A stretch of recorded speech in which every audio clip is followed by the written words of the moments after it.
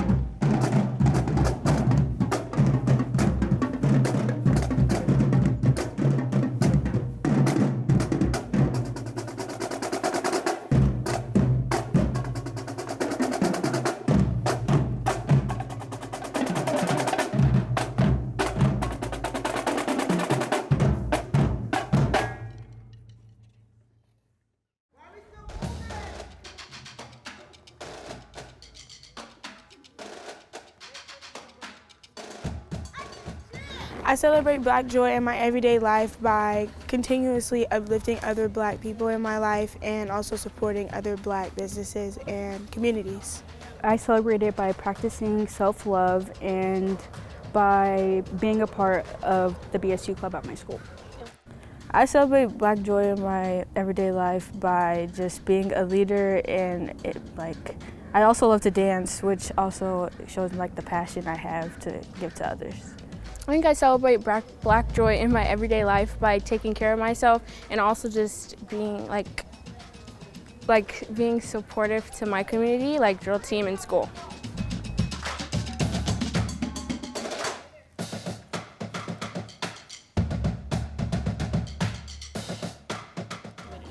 Questions that I ask myself as a leader is, am I promoting Black Lives Matter in the community that I'm in, and also am I showing that I support Black Lives Matter? I'm always asking myself, what can I do to make others feel included in drill team? I'm always making sure as a leader, I'm making my team feel inclusive when we're learning new steps. Just always making sure everybody feels included and they feel comfortable saying what they want to say.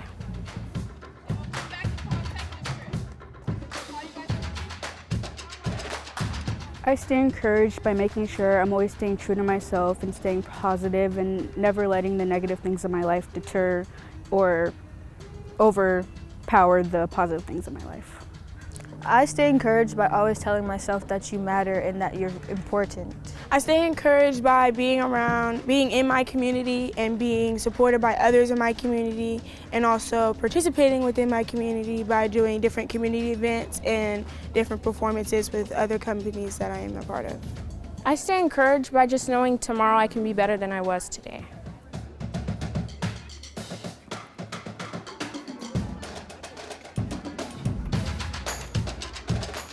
That I'm gonna do better than the last day. Since I am on my phone a lot, I made my wallpaper be the better version of yourself. Be better, do better. To be my most authentic self.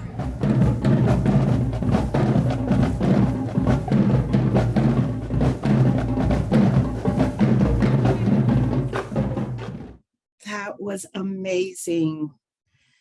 I'm so honored that we were able to spend some time and hear from those amazing young people. Thank you, Dolls and Gents, drill team and drumline. Now let's meet our spoken word artist, teacher, and activist, Ebo Barton. Ebo Barton comes from SALT, from the moment before worlds converge. In this world, we are still trying to articulate that mixed Black and Filipino, transgender and non-binary, queer artists and educators not only matter, but are precious. In another world, Barton is loved, safe, and valued. The only difference being that the latter is a path they must make themselves.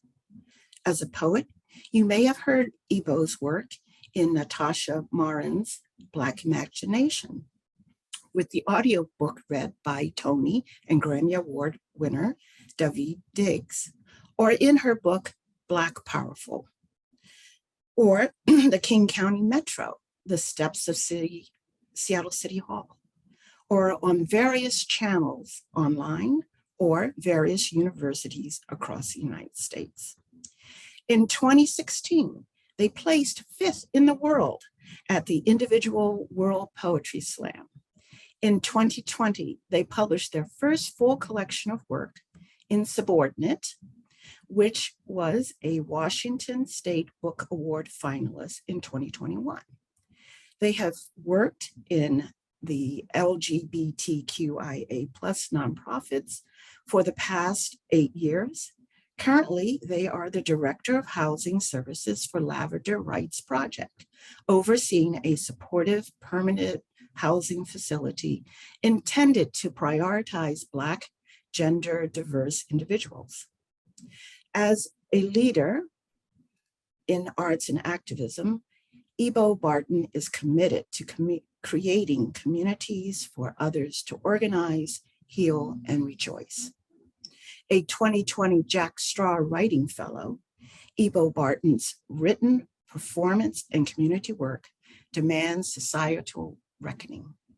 I am excited to introduce Ebo as he shares his spoken words with us.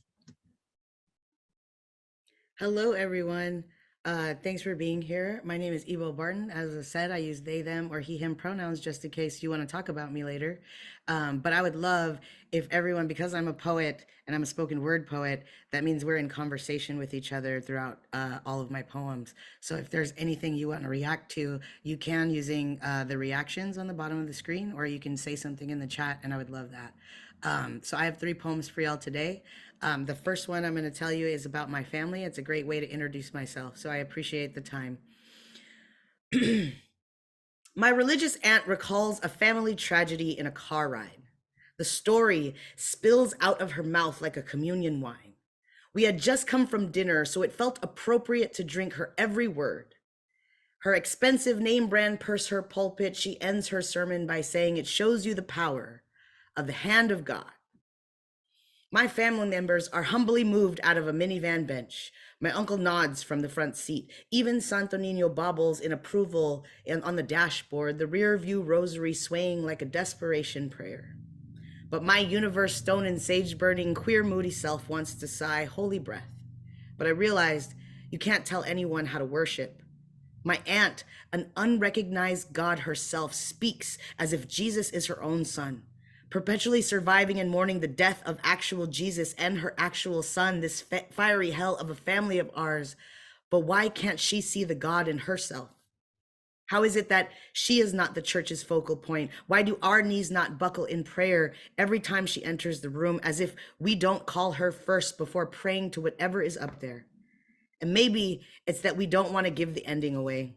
Maybe this is what the answer has been all along, but maybe it's also why I've never seen myself as holy, why I've ripped my body into pieces and offered it up as a sacrifice to my relationships, while I've told lovers that I'm not even worth praying for, let alone pray to.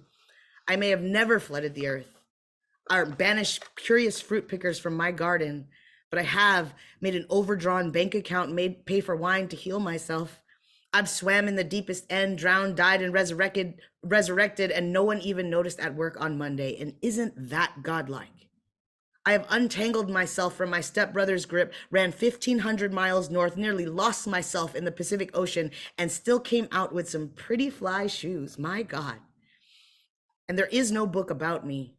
No commandments I'd list to get into my arms, no cross to carry, no stained glass summaries of the tragedies of my life. Dear God. And by God, I mean my Tita Tessie. I mean the Safeway cashier. I mean the nightlife dancer. I mean single mother. I mean person at the bus stop. I mean underpaid, underappreciated, exploited, aggressive youth. I mean in any sense. I mean me. I mean you. Look how far we've come in creation. The power of your hand and your breath is the prayer and the response. Thank you very much. I appreciate it. My next poem is mistakes, and it's something I like to take into my activism lately, because something that we're not ever going to get out of is that we are working with human beings at all times, and human beings were put here, maybe not because of, but it's because, well, we do make mistakes. And we're going to have to figure out how we all do that together, how we're going to continue moving forward, knowing that we're all going to make a lot of mistakes. So here's my poem regarding mistakes. I have traveled in and out of the Pacific Ocean, across this wretchedly beautiful mess of borders we call a country. I've been to love, but never through it. I've been through 2 puberties, y'all.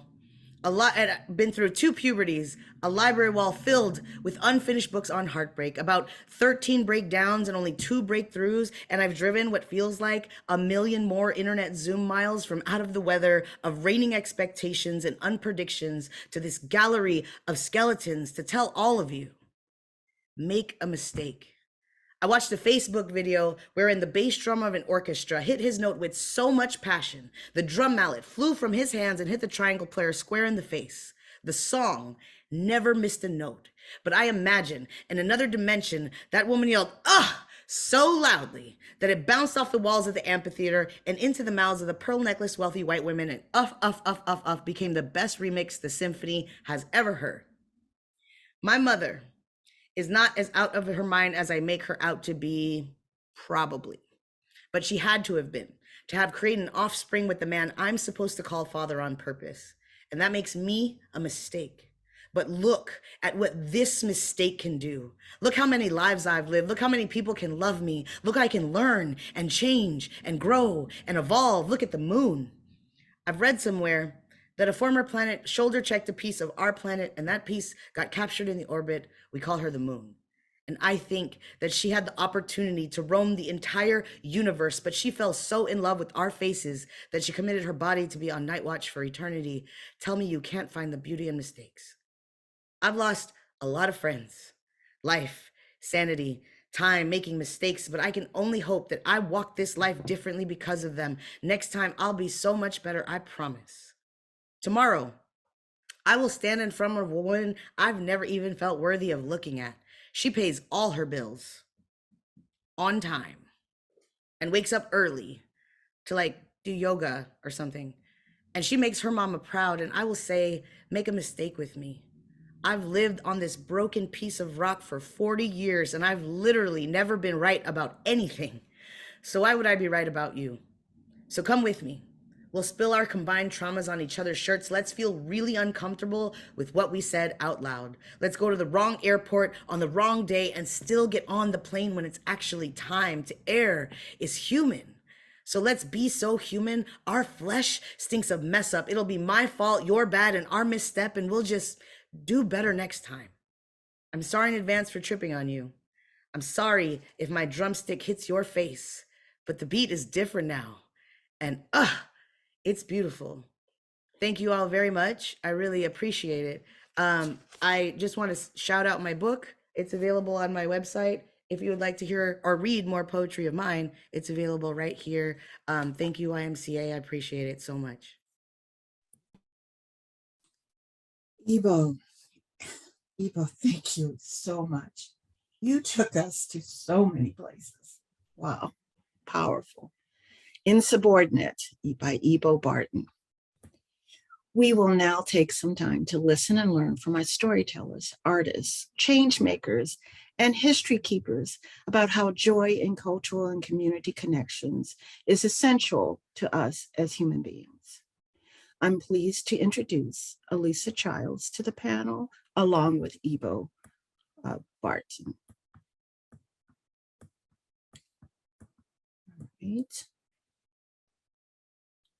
We're starting with Alisa, and you can't see her just yet. But Alisa, I'd like to ask you, what does Black joy mean to you?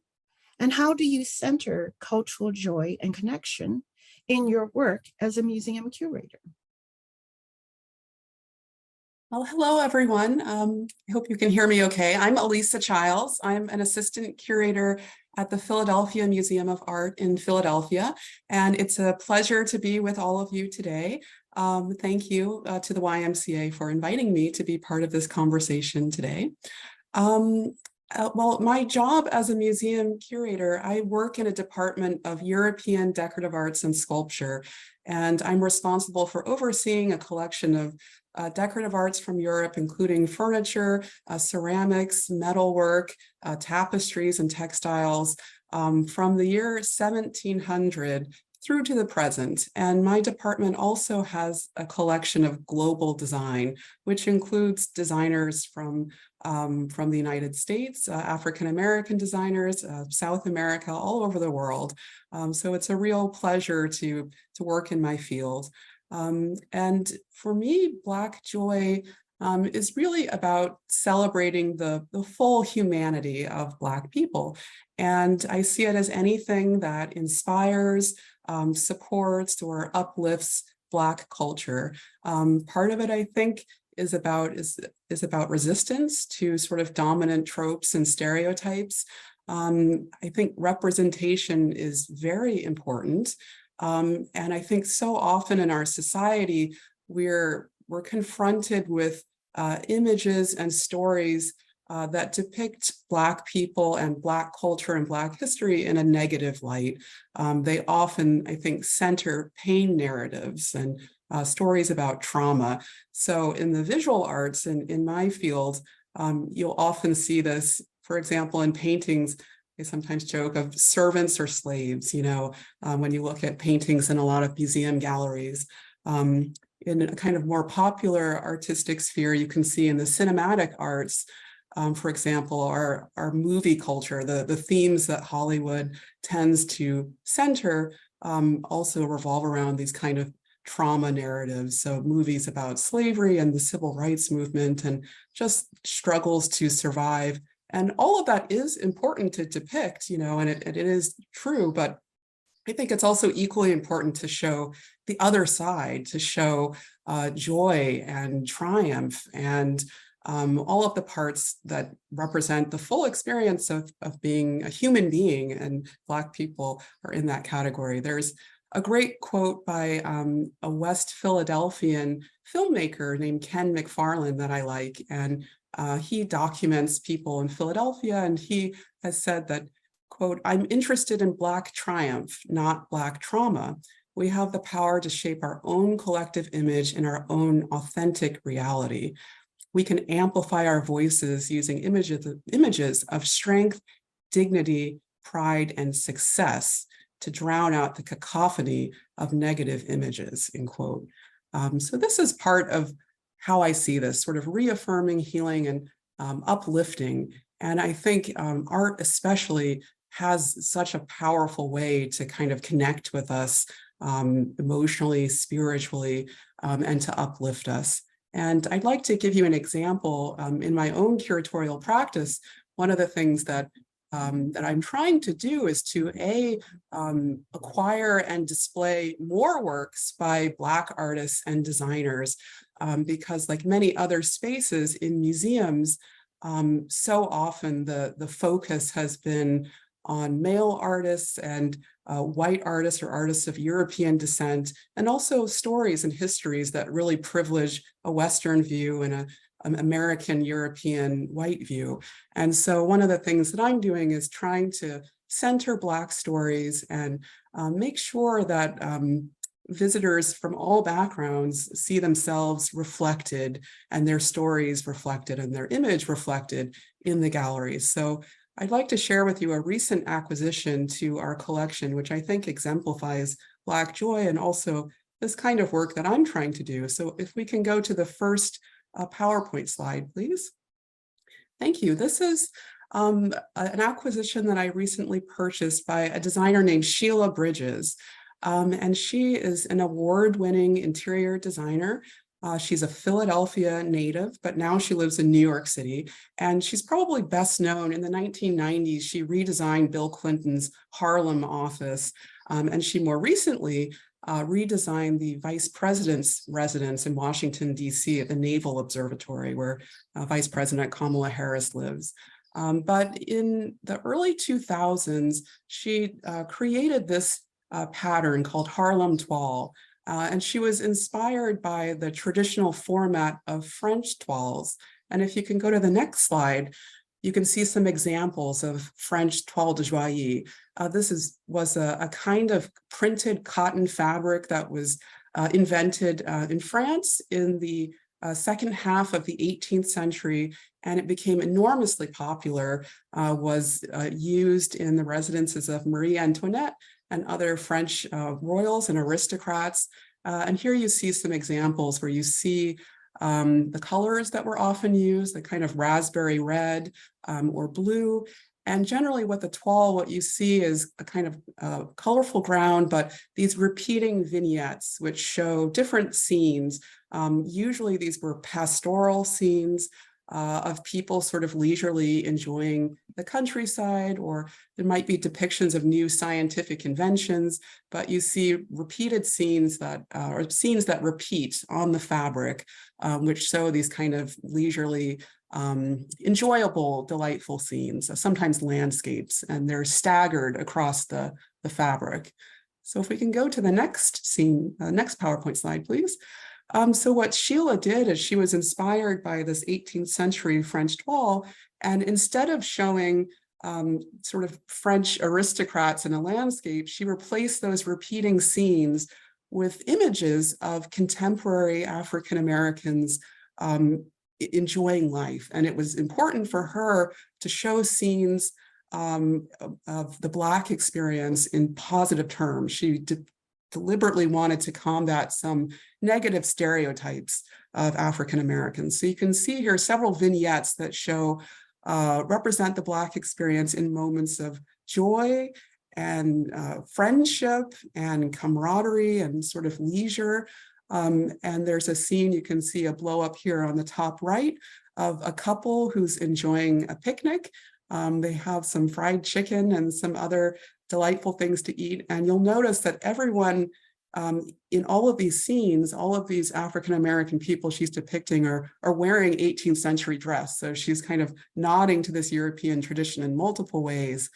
There's another scene you can see below, a couple that's dancing and they have a boombox there, but in the back there's sort of traditional and Arc de Triomphe behind them. And again, they're wearing 18th century garb. There's another scene on the top right of some young men playing basketball. And Sheila said, you know, she really wanted to show different stories and different ways of having fun, basically. And this particular scene was inspired for her from an event in American sporting history when Wilt Chamberlain blocked Kareem Abdul-Jabbar's signature skyhook. And you can see that represented here. There are some other scenes too of some young women at their toilette doing their hair, or some girls who are jumping rope doing double dutch. There's another scene of a woman who's running and some horses are following her. So basically this is Sheila's sort of intervention, and she's taking this kind of, as she argues, that she's repurposing this tiny bit of European culture and she's co-opting it through kind of an African-American lens. And she's centering these experiences of joy in the work itself. Yeah, I think that's all I have to say about this Alisa, particular would you piece. like to It's share now with- in our museum collection, and this particular design, this wallpaper, is also in the collection of the National Museum of African American History and Culture at the Smithsonian, and also the Cooper Hewitt National Design Museum in New York City. So it's wonderful that Sheila is also now, her designs are being recognized and institutionalized. And actually, there's one more slide. If you can go to the next slide, please. The other exciting thing about Sheila's design is that it's now available on a number of products through collaborations that she's done. So everything you can see here, an example from t-shirts and clothing to shoes, skateboards, pillows. She has a series of candles that depict this pattern. Each one is named after a different park in Harlem. She has a collaboration with Wedgwood. So I think it's quite lovely that this pattern is now available, that this joy and celebration of Black culture is available for lots of people to see. You don't have to just go to a museum gallery or perhaps hire Sheila to do an interior design for you in your home.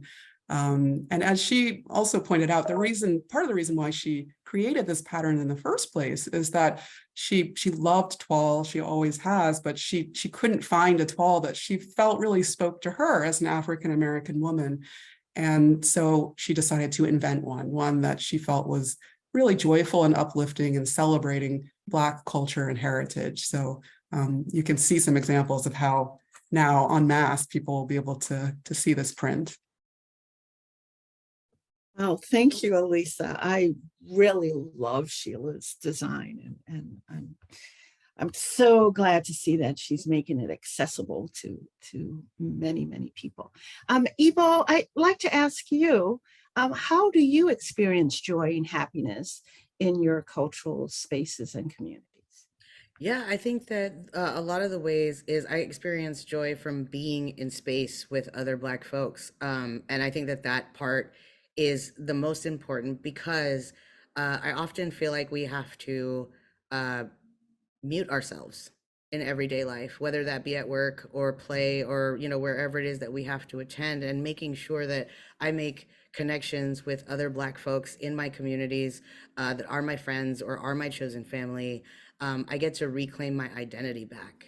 And that feels like joy to me. I know Mhm. that at Lavender Rights Project, at my role there, much of the events that we put on are centered around joy because the work we do is just so heavy. Mhm. When you hear about Black trans people in the media, it's never a good thing that they're about to say.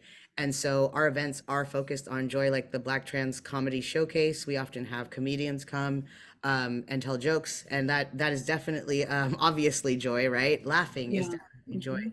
Mhm. But other folks in community, I want to shout out the Sway and Swoon DJ Collective, which is a collection of Black DJs and artists that their whole entire business is centered on around Black queer joy. Every party they go to, people are allowed to be themselves. There is dancing, there is community connection, there is seeing yourself reflected in a space in Seattle, Washington, which is really rough to find. And so Mhm. just having those types of spaces to connect and reach out and making authentic connections in those places have often brought me joy because I am able to, it's like a way of reverse, like resisting those negative Mhm. stereotypes or resisting what is already thought about me in a place where I can be myself. Mhm. Yeah, yeah. So important. Yeah. Thank you. Thank you. You answered my next question with it. So thank you, Ebo. And what you were saying, we think back to what the young people were saying. It's the same thing, like being my authentic self and being able to see myself reflected and it's contagious, it's so important as we resist and struggle and thrive. We thrive. Alisa, can you can connection, excuse me, how can connection through art and joy improve the quality of our lives? Well, I think that the arts have the power to move us and nourish us, to nourish our souls, to, move us emotionally, mentally, whether it's dance or a spoken word or drumline paintings, but also design and decorative arts. And I think especially I love design and the decorative arts, the things that we live with day to day can particularly affect us and uplift us. So I have some other examples that I'd like to show you that I'm excited about, which I think, these artists do such a wonderful job of doing this. This is a designer, his name is Jomo Tariku, and he's Ethiopian American. He was born in Ethiopia and came to the United States for college and is still now based here just outside of Virginia. And he actually for a long time was a data scientist at the World Bank and was doing design work throughout that career, but he's been an ardent advocate for increased diversity and inclusivity in the art world and especially in the design world. And one of the things that he did was to sort of quantify, using his data scientist background, how little representation there was for Black designers in the design field, just pointing out that Black designers really were not represented in museum collections. They weren't represented at big international fairs. And they also were not hired by big global furniture manufacturers or other manufacturers of the kinds of things that you probably have in your office or in your home, lamps and chairs that you can buy from companies like Knoll. And he found that it was 1/3 of 1% of all of the designers that were making mass produced furniture for these firms were Black. So he's been a huge advocate to increase and to support. He's helped create a guild that supports up and coming Black designers and artists.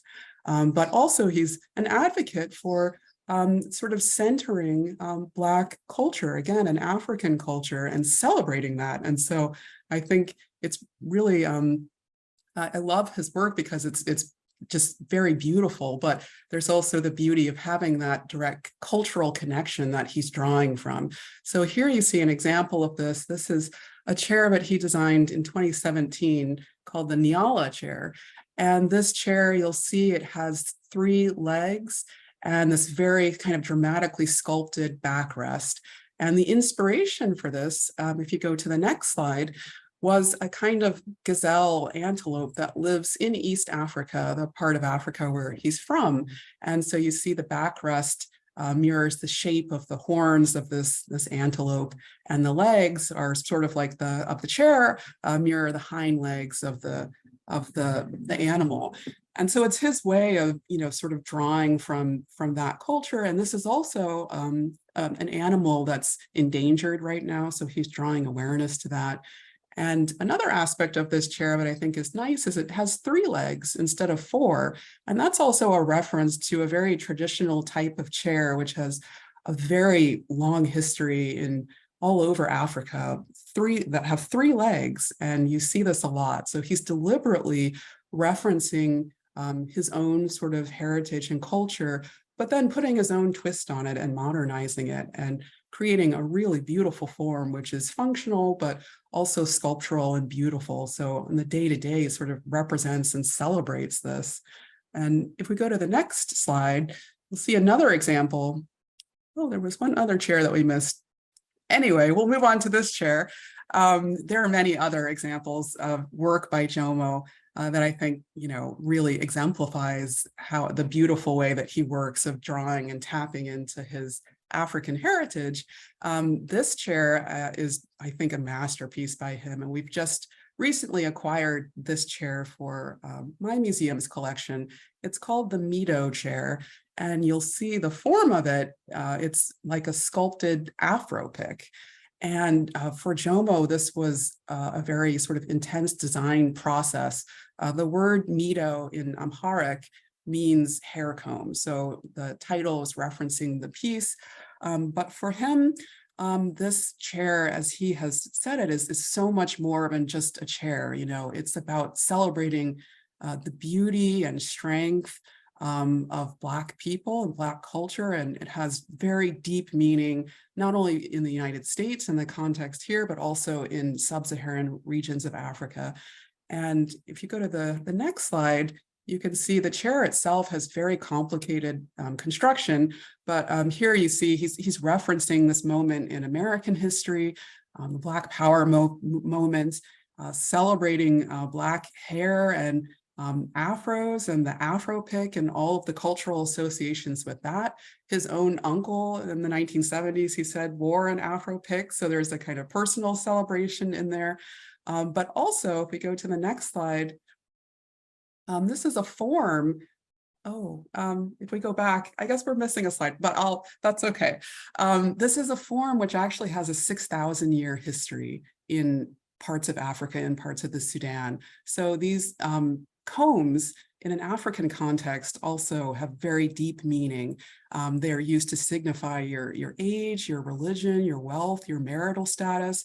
So there's so much that the combs, and many of them have these kind of decorative motifs on the back, which have lots of different associations and that represent nature or the traditional spirit world and tell a lot about the person who owns the comb. And so for Jomo, he's referencing the Black experience in the United States. And now that he lives here in the United States and he's raising children here, he's thinking about what it means to experience the US as a Black American, but he's also representing this deep cultural tradition in Africa.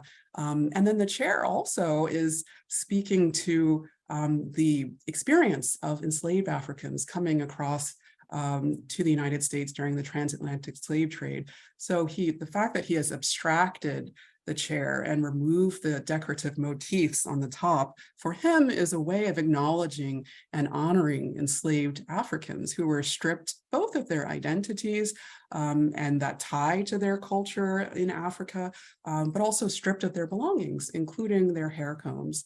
And the form itself is very complicated. You'll see the front, you have these teeth of the comb, which are also represented on the back. And it took an enormous amount of labor in order to make the chair, many, many hours and lots of molds that were used, which were pressed by hand in order to create this very sleek, sophisticated form. And for Jomo himself, that process of making the chair is itself intertwined with community and what it means, the resiliency of the Black diasporic community. So for him, bending the wood, which there's a long tradition for furniture makers of making bent wood furniture, but here he talks about it, meaning that as Black people, we're bent, but we're not broken, you know. And the wood itself also is a connection, has a connection here to the United States. It's a local wood, so there's a connection to the land, and it also signifies, you know, the seat, like a throne, an African king. So there are so many ways in which this chair is celebrating African culture and African diasporic peoples, in something as simple as a chair, which also is just a beautiful object.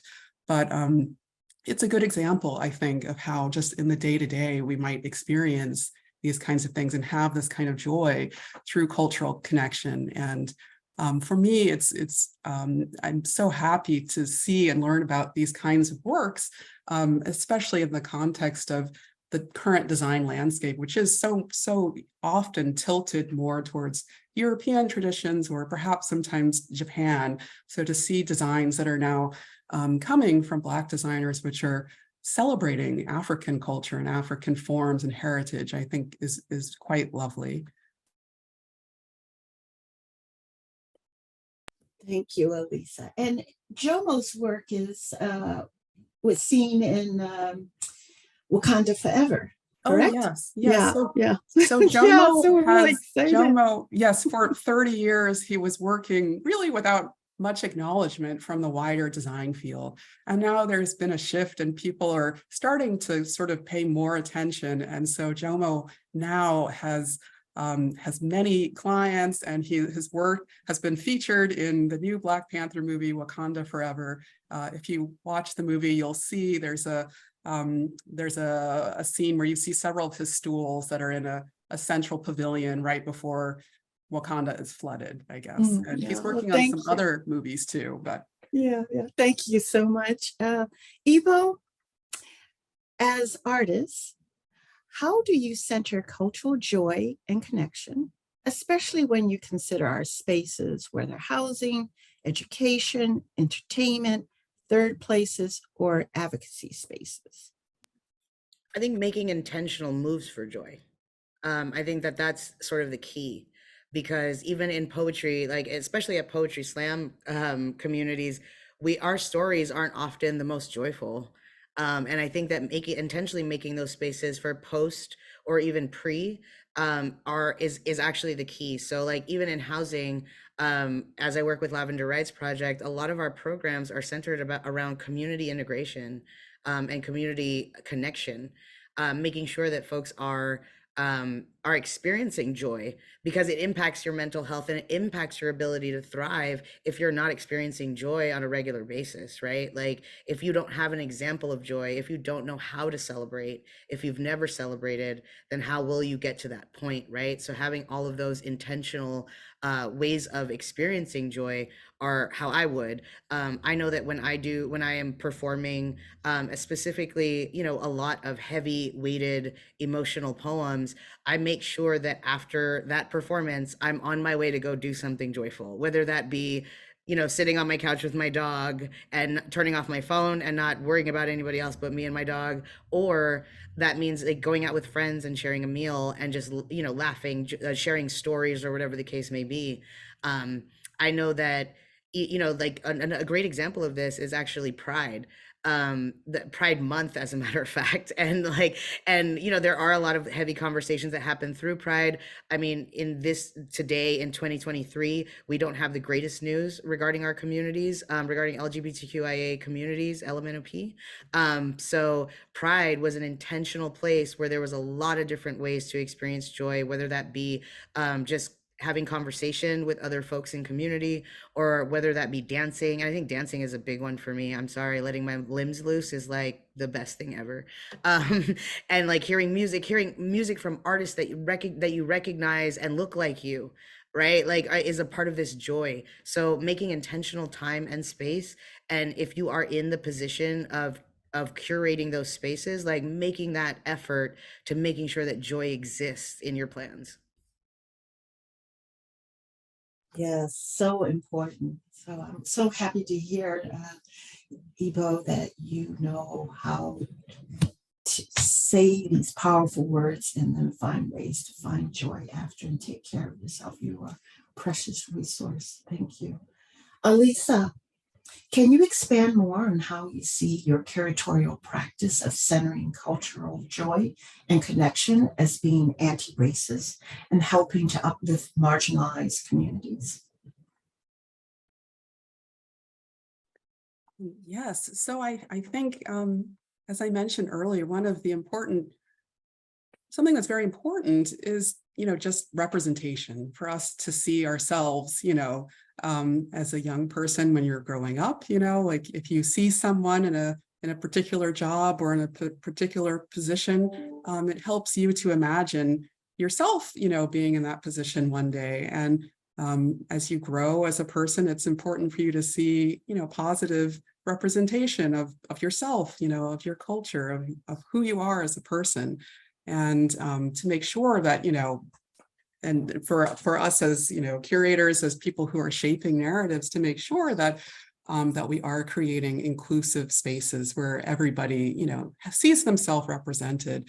And so in that sense, part of what I do, and especially because I'm a scholar of European art history, and many of the galleries that I oversee at the museum represent European history. One of the things that I'm doing is to point out there are a lot of hidden stories, in European history of Black people or Black artists that have been completely left out of the historical stories that we tell, and also the art historical canon. They're not taught in art history schools. Museums don't collect works by them.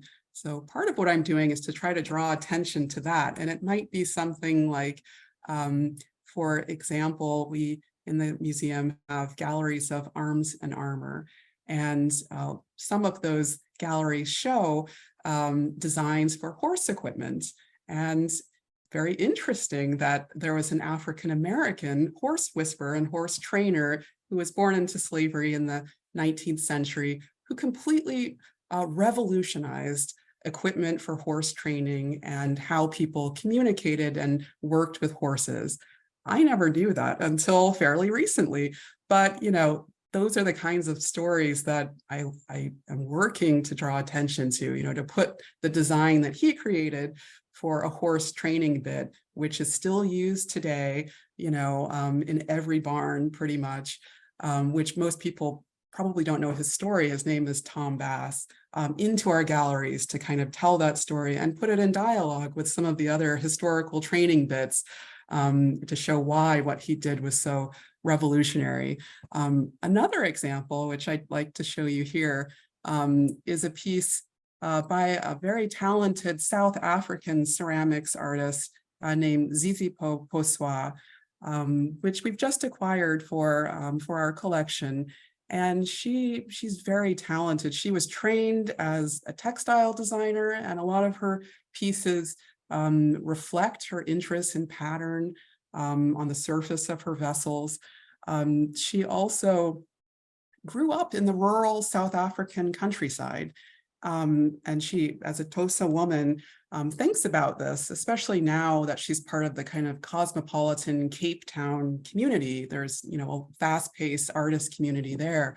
And so this piece, which is called Amanda, it's named after her cousin, and it's from a series which is called Magoti, which is the local term for traditional hairstyles.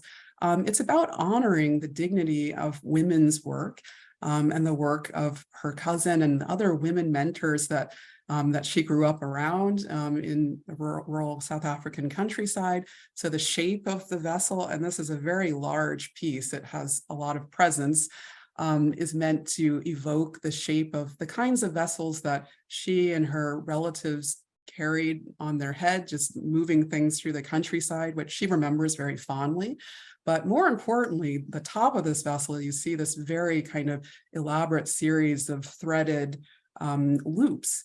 And this is evoking the hairstyle that her cousin Amanda wore. So the piece is celebrating Black hair and traditional ways of wearing your hair as a Black person.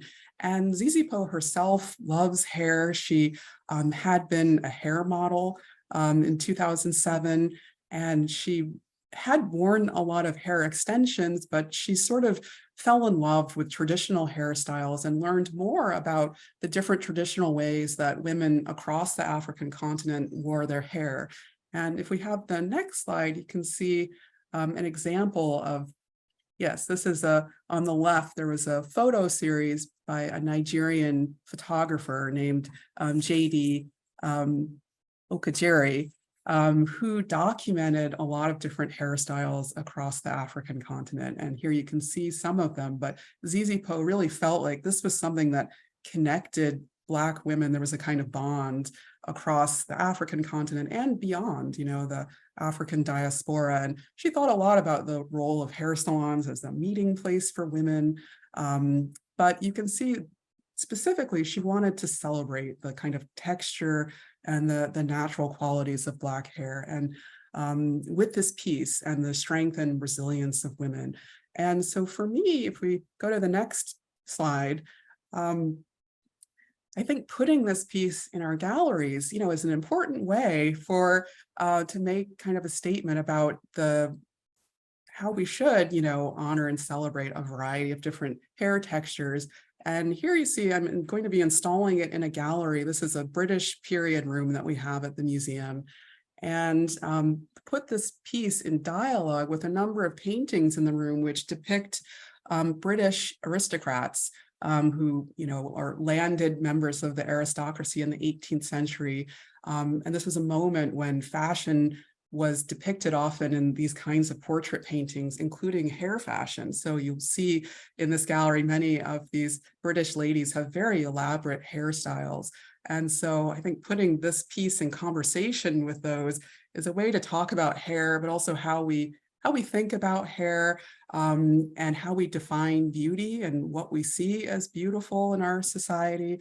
But it's also a particular moment. I think it's important to have these kinds of discussions when we have legislation, for example, that's moving through the Congress. In 2019, the Crown Act was passed in California, and this was a law that prohibited discrimination based on hairstyle and hair texture, which is kind of incredible that we have to have laws to do that in the first place.